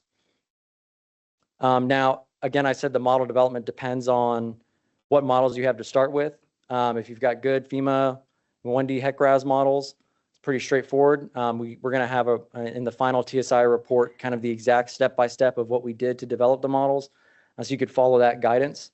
If you have, good models, but it's 2D HEC-RAS, that's kind of throws a wrench into the plan, because the current CDC is based on 1D modeling. And so, the CDC criteria would have to be updated to how you would address, the rises and the valley storage and calculate that in 2D, because it's a little bit of a different modeling scenario. Now, if a community wants to join the CDC program, but they don't have existing FEMA models, they may have BLE modeling in their area that they could use, and then, BLE 1D or 2D modeling as a basis. Or if you have no models, then you're just going to have to create it from scratch. But as a part of TSI, we've been enhancing a lot of these BLE models. So on the left, you can see the hydrologic models, and the different colors are different areas for the models that have been enhanced in the TSI region. And you can see that, there are some hydrologic models to use as a basis for development if communities are interested in expanding the CDC to their area. But those models are kind of larger scale. So you might have to scale it down, cut out some areas, or just use them as a basis to develop your models for CDC expansion. And then for the hydraulic models, there are BLE, which is FEMA base level engineering, hydraulic models that are available currently. And then there's the ones that have been enhanced for the TSI project. You can see there's 1D models, that pink, blue, magenta area are 1D HEC-RAS models, and then 2D in that orange area to the bottom. So there are models that are available, some enhanced by TSI, and those could be used to develop the CDC modeling in a community that's interested. Now, the important thing about expanding the CDC, to a new community, they're going to have to modify their floodplain ordinances and adopt the program into their ordinances. So I have a couple examples here. The City of Dallas's development code, where they require the Trinity River Corridor CDC program. So if you're going to be a member of the CDC and have this program in your community, you're going to have to enforce it through your floodplain ordinances. It was interesting to hear that the valley storage took 5 years, from inception to adoption. So if a community, and the whole point of TSI is to get out ahead of development. So if communities are interested in joining the CDC or implementing, higher regulations, that really need to get started sooner rather than later, because joining the CDC, you're going to have to modify your floodplain ordinances to enforce that and to adopt it. We also have Dallas County's example that I dug up. So this criteria, you can't just say I'm a member of the CDC. Developers, now you have to follow the CDC criteria for development. You've got to put that into your floodplain ordinances, and it sounds like that can be a lengthy process. So something to keep in mind. And then as the floodplain administrator, I've got kind of a list of responsibilities here. And y'all can look back at these slides. Katie, I see you have a question. Maybe not. I will try to wrap it up, but essentially what I'm trying to get across here is the floodplain administrator has some responsibilities for the CDC program. You've got the pre-application meeting. You're reviewing the initial application submittal to make sure that it meets the CDC criteria and it's complete. You're assigning the tracking number. You're requesting technical review from USACE. You're coordinating getting these copies of the application to the COG, coordinating the fees, and you're ultimately issuing the final decision. And then once a CDC is issued, you're following up on that project with annual status reports. So there's some responsibilities that come with being a CDC member that need to be kept in mind for communities interested in joining. Also joining the CDC would be joining the steering committee, the floodplain management task force, and then there's some funding that communities provide for the CDC program, and that's based on acreage of the floodplain. And so, you know, the highest I think a community pays in the CDC program is maybe around 40,000.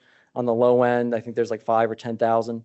So there's some annual commitment to be a part of the CDC program that needs to be kept in mind.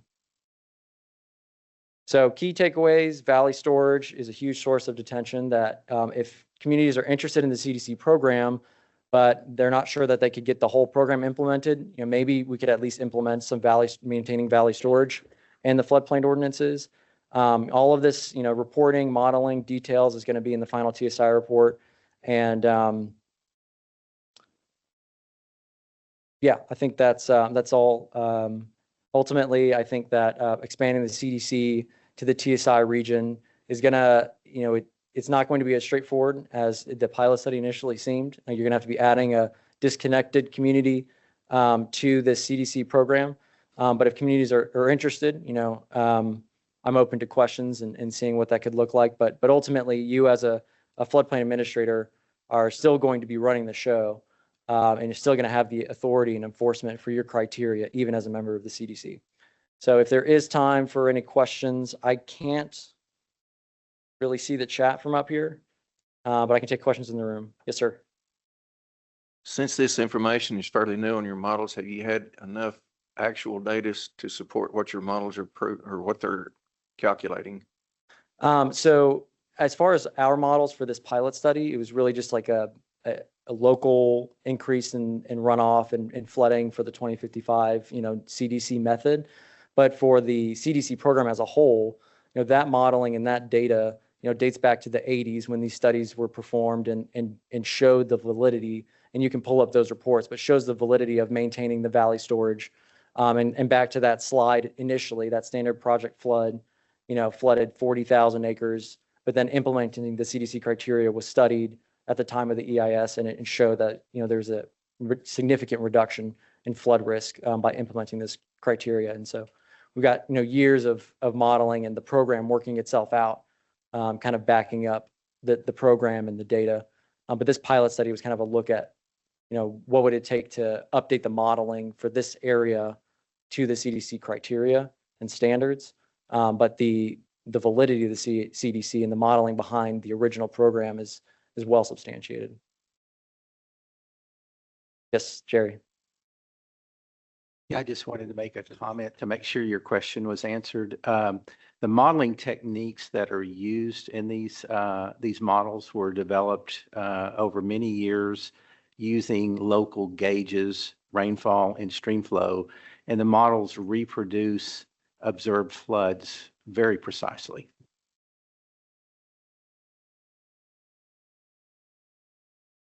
Any other questions in the room? Yes, ma'am. Just real quick, you may want to speak to updates to the model over time. My understanding is there have been several major updates from the original 1980s, 1990s modeling that started it. Yes, I don't have a slide for that, but the model has been updated. There's been some major milestones. In 2015, kind of the more modern, hydrologic methodology where updates were done. In 2024, it was expanded to the East Fork Trinity River, and COG is still seeking communities to the east that would be interested in participating that are in the East Fork floodplain. But the model's also updated, when new projects come in, the models, USACE's role is to review the modeling, but also kind of update this one consolidated model with that development. And then when they build it and submit a LOMR, and we get the final modeling and then update the model to incorporate, any changes since the initial application. So there's a kind of an ongoing maintenance of the model and then kind of major updates that have happened over the past decades. And we have a question in the chat. Is adoption of the CDC process by the entire Trinity River catchment the goal?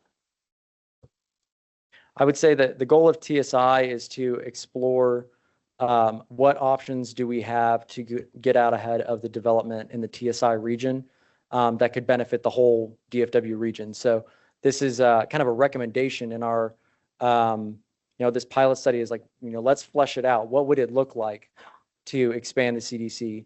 But ultimately, I think, TSI will present its recommendations, but ultimately it's going to be up to these individual communities to adopt this program or adopt higher standards or adopt just recommendations in general that come out of TSI. So we're making a number of recommendations to benefit the community.